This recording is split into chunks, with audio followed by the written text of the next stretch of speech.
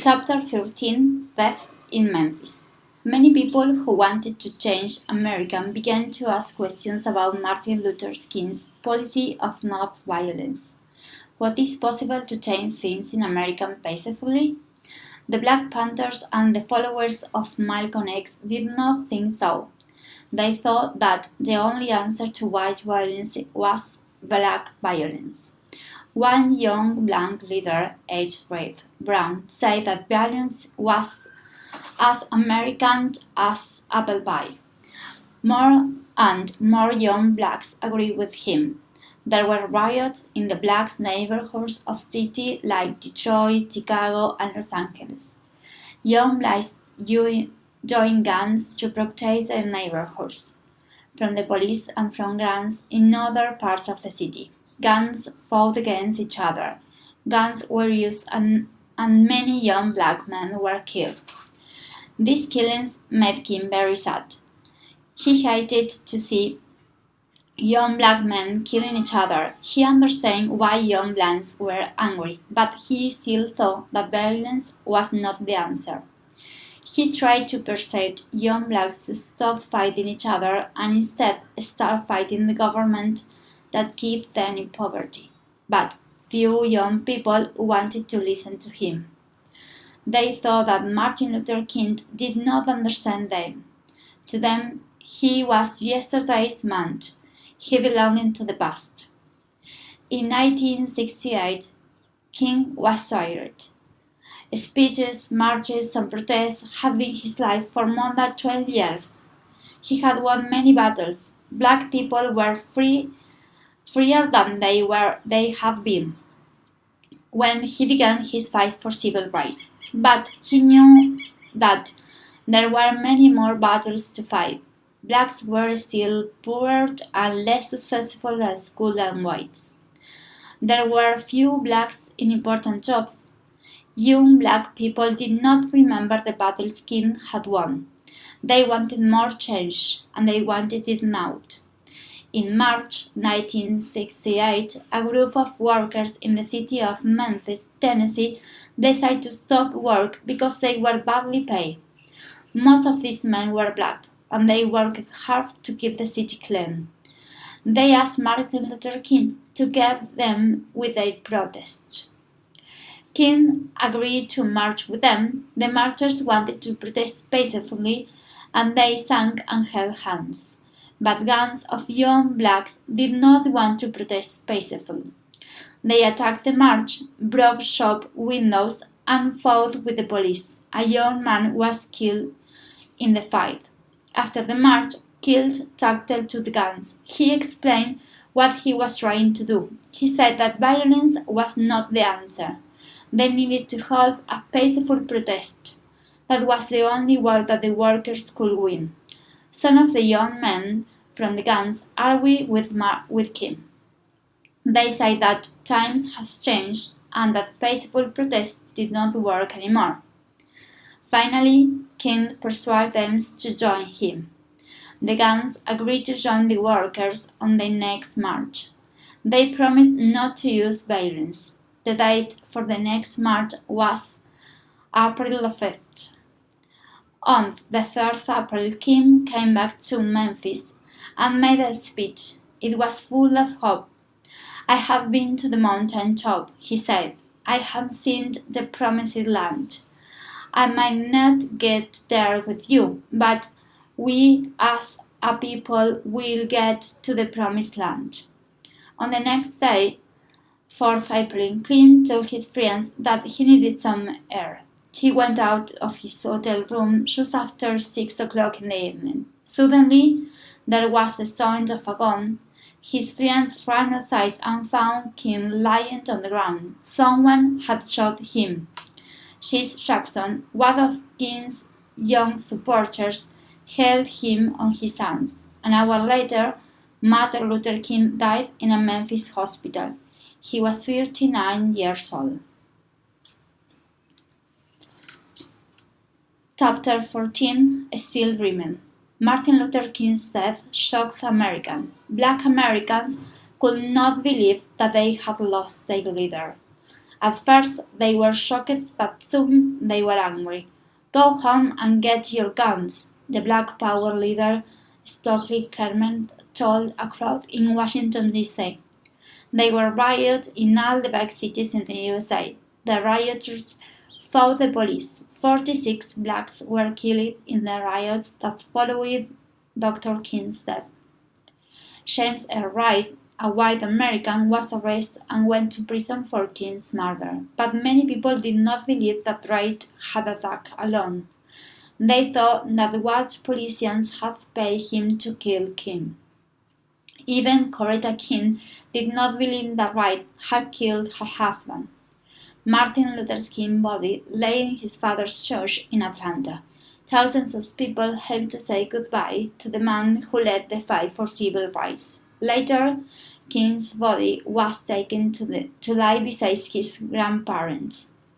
There, written on a stone, are the last words of his most famous speech: "Free at least, free at last. Thank God, I'm free at last." After his death, many people wanted to remember Martin Luther King in some way. In 1980, Stevie Wonder wrote a song called "Happy Birthday."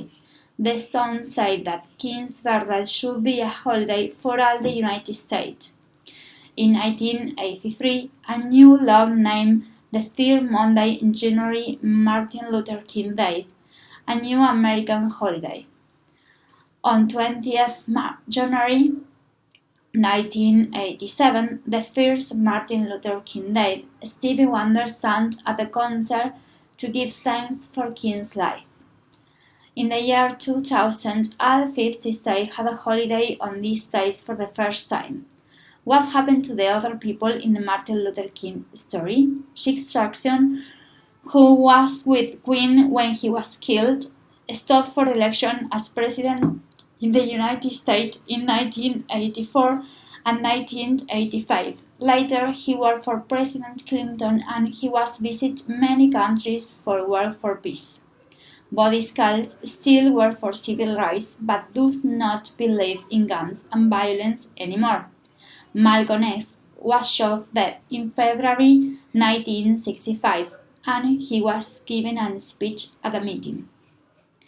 Hugh Newton came out of prison in 1917 and went to live in Cuba.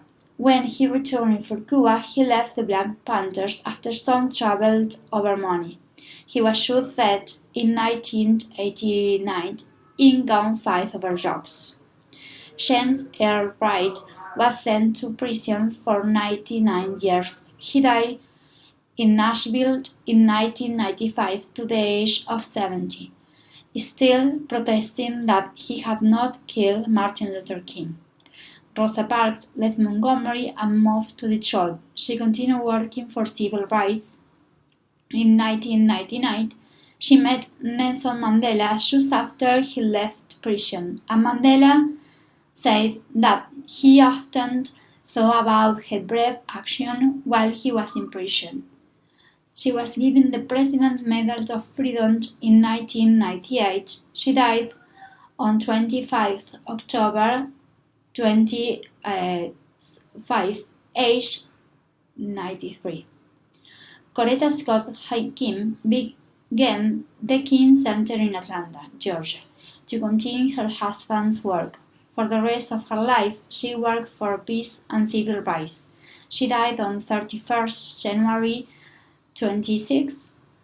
4 U.S. presidents went to her funeral: George W. Bush, his father George H.W. Bush, Jimmy Carter, and Bill Clinton. Now Dexter Scott King, son of Martin Luther King and Coretta Scott King, managed the King Center.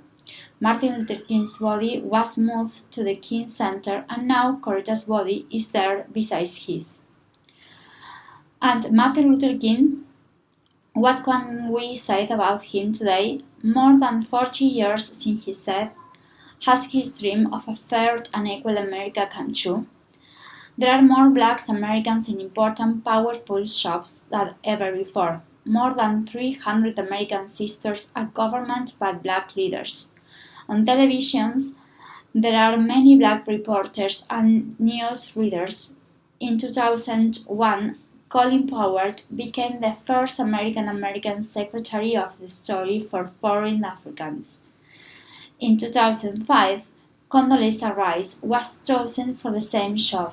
At a meeting in African American History Month, she talks about what Martin Luther King's idea meant to her. Black Americans, African Americans, have always believed in America, even in the darkest times. They believe in America when America didn't believe in them. Martin Luther King told America that it should be true to itself.